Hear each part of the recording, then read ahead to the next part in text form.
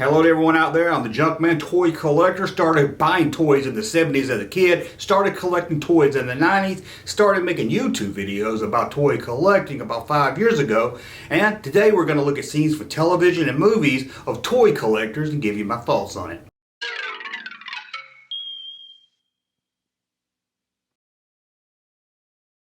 Toy Story 2, a classic, and the first time I remember seeing a toy collector represented in a movie or a television show. Sadly, they made him a villain, but to me, he wasn't all that of a bad guy. He was just buying something that was rare at a dirt cheap price at a yard sale, looking to either add it to his collection or sell it all so he could use that money to buy more for his collection. He was a collector and a dealer. I don't see anything wrong with that, but let's check out a scene. There's a snake in my boot. Original hand-painted face. Natural dyed blanket-stitched vest. Little rip. Fixable. Oh, if only you had your hand-stitched polyvinyl hat. Here's a scene that a lot of toy collectors can relate to. That's going to yard sales, hoping to find something rare at a yard sale that's for like $1. It rarely ever happens. Now, in the 90s, I used to hit a lot of yard sales almost every weekend. Nothing. In the early 2000s, nothing. Except one time I did find a blue snaggletooth. Every once in a while you would find something, but find something rare like he does here, it's very rarely happened. Like I said, it happened to me once out of over 10 years of going to yard sales. But we all as toy collectors, dream of this happening, so it was nice to see at least this guy got something.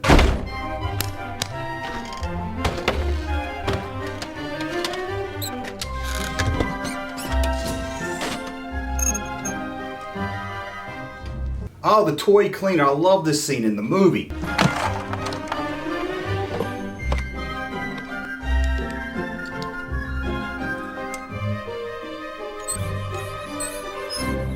I really love this scene because I think back then in the 90s when the toy market was really taking off for collectors, I think everyone knew at least one guy like this that you could take your toy to and he could clean it up, make it look new. He could fix that X-Wing and make it make sounds again. Doesn't use reproductive parts or anything, just fixes it up in good condition so the guy can resell it. Just gets this thing looking almost brand new so the guy can resell it and make as much money as he can off of it. Really like this scene.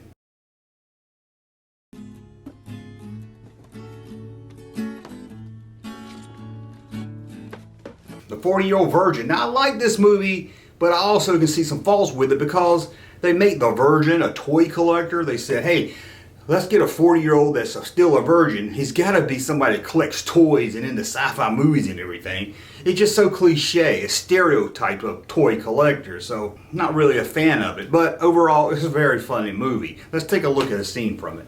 What about those collectibles? I bet if you sold those, you could make a lot of money.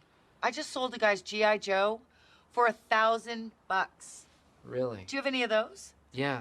You do? I have 47 of them. No, you don't. Yeah, in the original boxes. Now here's a classic. The toy collector gets a girlfriend or gets a boyfriend who doesn't understand the hobby, wants him to sell it all and use that money for something else, which is fine if the guy wants to sell the collection, but he seems a little pressured into it. And I think a lot of us that dated while we were being toy collectors kind of can relate to this scene for sure.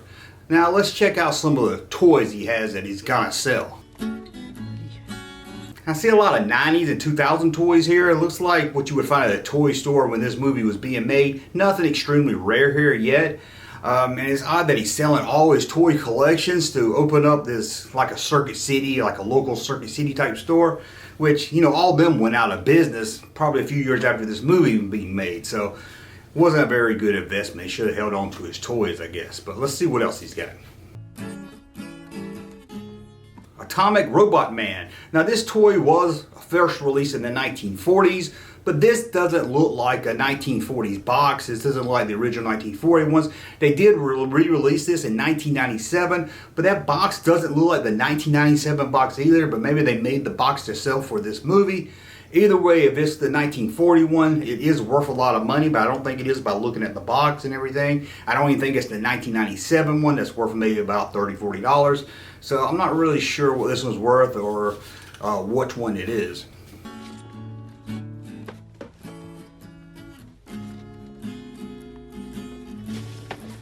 Arlie, the drill sergeant from Full Metal Jacket, had his own action figure line. And these are talking figures, and it's odd from it looks like he's got two of the same figure up on display, which seems odd. It seems like he would display one and maybe box up the other one to sell or trade later. Now they did release some different figures, but from what I can see from that clip, it looks like the same figure, but I could be wrong. It was kind of hard to tell what that first one was. Now it's not rare. It is kind of worth some money today compared to most 90s toys, but we're talking $50 to $70. We're not talking about, nothing to sell off to buy his own company with. But I was kind of interesting that he had two of those. Aquaman. Here. Clothes on.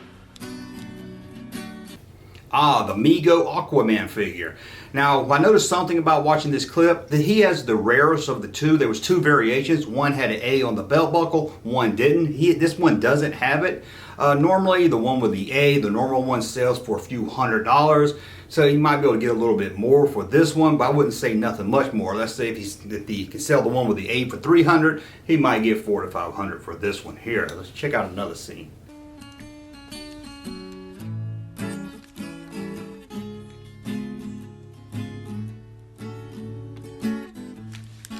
Godspeed, Colonel Steve Austin. You don't want to go, do you? Okay, you can stay. Steve Austin can stay. Ah, Steve Austin from the Kenner $6 Million Man collection. This figure's come up a lot lately in some videos I've made. This one here struck me as odd because he's wearing the blue jean jacket outfit. Now the figure didn't come with his jacket. You had to buy it separate. They sold separate clothes for your $6 Million Man figure, so you could take off the red jumpsuit. I'm surprised here they didn't put him in the red jumpsuit, the more famous. When you think $6 Million Man, you think, him in his red jumpsuit, but maybe they thought the blue jean one was more funny. But the outfit's really not that rare. It's worth it's out of the package, so it's worth maybe, I don't know, $50, $70 somewhere in that ballpark range. And the figure itself, I guess he bought it with no clothes, but he's going to put these clothes on it. So he picked up the figure pretty cheap. I think overall he's probably going to get about $170, at the top's $200 for this figure, if that. Wait, she's picking you up from here? Yeah. That's up, man. Why?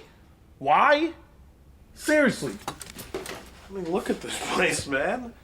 You gotta see this through the eyes of a woman, What is she gonna think when she comes in here? Oh, look, he's got a billion toys. Now, I think this most toy collectors can relate with this one. Is that's the moment when you're dating a girl or a guy and you got to bring them home to your house for the first time and you're like, oh, they're going to see my toy collection. What do I do? Do I tell them, kind of ease them into it? A few dates first, tell them, hey, I'm a toy collector. If you get lucky, you're dating someone that also is a toy collector. That helps out a lot. And then if you do get married, you can double your collection. So that really helps. But I think all of us have had that, almost a panic attack of, oh, I really like this girl. But how do I let her know I'm a toy collector? Because thanks to movies like this, we get a bad rap as being 40-year-old virgins. So let's take a look. So what? And more video games than a teenaged Asian kid. All right. Again, I see a lot of 90s and 2000s stuff here. Nothing really rare, nothing that's gonna, really help him out if he sells it. I did see in the very back a Godzilla, which at first I thought was a Shogun Warrior Godzilla, which is kind of like a holy grail for a lot of toy collectors. But I think that's what they want us to think. But looking at it again and freezing the image, it's not that at all. It's not that one. But none of this is sexy, okay? I'm not trying to be sexy, man. I mean, there's Asia? You framed an Asia poster? Now here's something that caught my eye. Over his shoulder he has a Steve Austin $6 Million Man figure in an orange jumpsuit in a glass case. But if you notice next to him on the bookcase, he has other figures from that same line, not in a glass case. Why is this one in a glass case? It seems like he thinks it's rarer than the others. He doesn't want anything to happen to it. He even mentions that his $6 Million Man boss figure, Oscar Goldman's, is extremely rare and everything. So why ain't it in the glass case?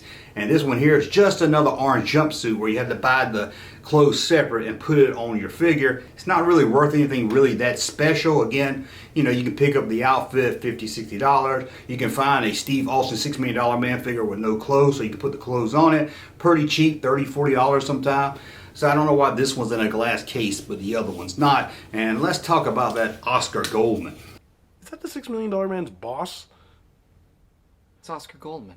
Why do you have that? That's worth a lot of money.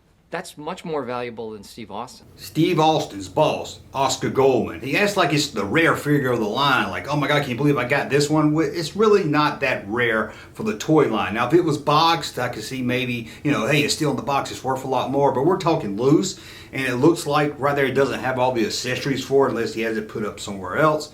And we're talking this loose figure, maybe $50 to $60. Now, it is a little rarer than finding Steve Austin. He could get the $6 Million Man and sell Steve Austin for about $30, $40 if it's missing the accessories and everything, but still in okay condition.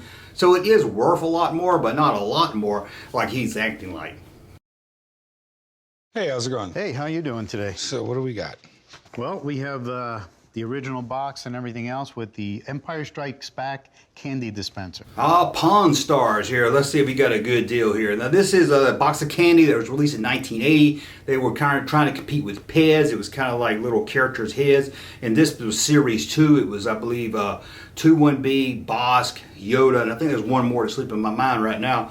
Now, if you find this wrapped up, it still has the wrapper on the display box and everything, you can look at about $700 to $900. But this one has been opened. It doesn't have the wrapper on it, although it still does have all the heads, and I'm assuming it still has all the candy and everything in it. Believe it or not, these come up on eBay a little bit more than you would think. You think 1980, a candy display box, how many of them were saved? But it comes up time to time. I think there's about 3 of them on eBay right now. I think he probably can get about $300 for it in that condition right there. Yeah, it's just gonna be a little bit too much for me. Okay. I'll tell you what, I'll go 140. I guess I think I could do 140 today. Cool, why don't you meet me over there? We gotta do some paperwork. Well, hello everyone. I'm Donald Swan, high school history teacher and comic book lover. Oh, the great Mark Hamill. We all know him playing Luke Skywalker, but if you haven't seen this movie, comic book, the movie, check it out. It's like his love letter to comic book collectors and everything. It's a really fun movie, and Mark Hamill does an excellent job playing this character as a comic book fan. I really do love it. There's nothing I love better than to turn off the phones, close the door, get a nice cool glass of tangerine Kool-Aid, and get out my comic books. Not much to say about this clip here. I was looking at some of the toys behind him. Mostly looks like more 50s, 60s era, which is a different breed of toy collector. You have some toy collectors that are more, in the 50s type of toys, and then you have more of my generation. It was 70s and 80s. So it's a little different type of person, type of collector right there.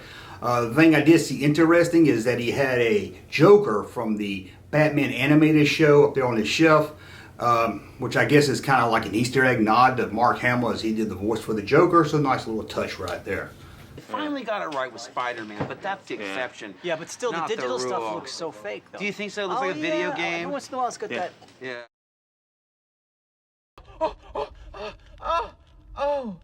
Oh, your helmet is so big. Hard helmet, what? You need it on the bridge, sir. Knock on my door. Knock next time. Yes, sir. Did you see anything? No, sir. I didn't see you playing with your dolls again. Good.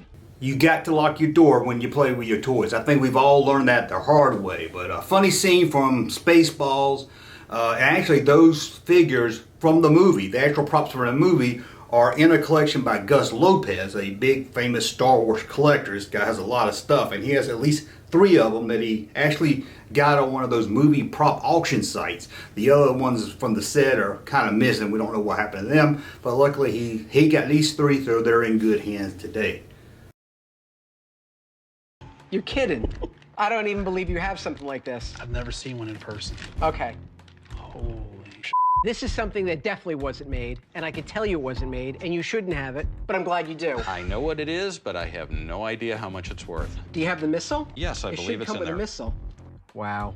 What you have is an unproduced action figure of arguably one of the most popular characters in Star Wars. Toy Hunter show. Walked into, I guess this is a comic book store, and found a rocket firing Boba Fett he didn't know was going to be there, and the guy selling it didn't know what it was. He's like, I don't know what it is. I got it with some baseball cards. For this scene here, I'm going to have to call bullshit on this scene right here.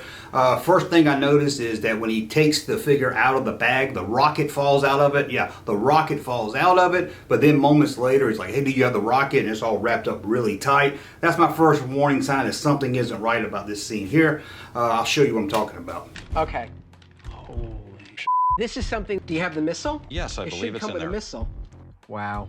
What you have. Now he has a expert come in who he says worked for Kenner. He says his name is Ed, and I believe his name is Ed Schiffman, who was a toy designer for Kenner back during the original days. He actually was one of the guys that came up with the early bird plan, you know, to release an empty box with a letter saying, hey, you'll get Star Wars as soon as we can get them to the stores. Even though I want this to be real and it all sounds good, I gotta call an expert just to make sure. So I've invited my friend Ed to come down and verify that it's real. Thank you so much, man. Good to see you. Ed worked at Kenner for 20 years, and he was an engineer on the Star Wars line. Now, if this is the Ed I'm thinking of, he actually owns a rocket-firing Boba Fett, or did around this time. He got it from his days of being a toy designer, held on to it. And although I can't prove it, I've got a funny feeling that this is a staged scene, and that is his rocket-firing Boba Fett. Or it might be a reproduction one. It's kind of, the toy hunter is an expert, so it's kind of odd seeing someone that's a toy expert holding it with bare hands. I know it might be nitpicking, but let's go back to the Pawn Star show and see they even touch it with gloves, that candy display. Do you mind if I take a look at them? I don't mind at all. Box looks nice, and you notice that the perforation right here is unpunched. So to find something that's extremely rare, like the rocket-firing Boba Fett, you find it at a comic book store, the guy doesn't know what it's worth, seems very unlikely, because whoever he got it from had to be somebody within Kenner. These things didn't get shipped out to kids, so it's very odd this thing would have came in and this guy wouldn't have known what it was. And again, as a toy collector, if this thing is rare, almost one of a kind, holding it with his bare hands seems unlikely. Yeah, so I'm going to say this is a reproduction and they're fooling us. They do say on the show it's real, so let's take their word for it. I got a funny feeling if it is real, this is the one that belongs to Ed, the Kenner designer, who has one in his collection, or at least around this time had one in his collection. Not sure if he still does today. Hey, you, stop. Well, that's the scenes of toy collectors in television and movies. Do you know any more scenes? Maybe I can do a part 2 video. Well, I want to thank you for watching. As always, thumbs up on my content, subscribe to the channel. We'll talk again soon. Hey, Junkman channel popping though. Thank you, sir, for that unsolicited testimony.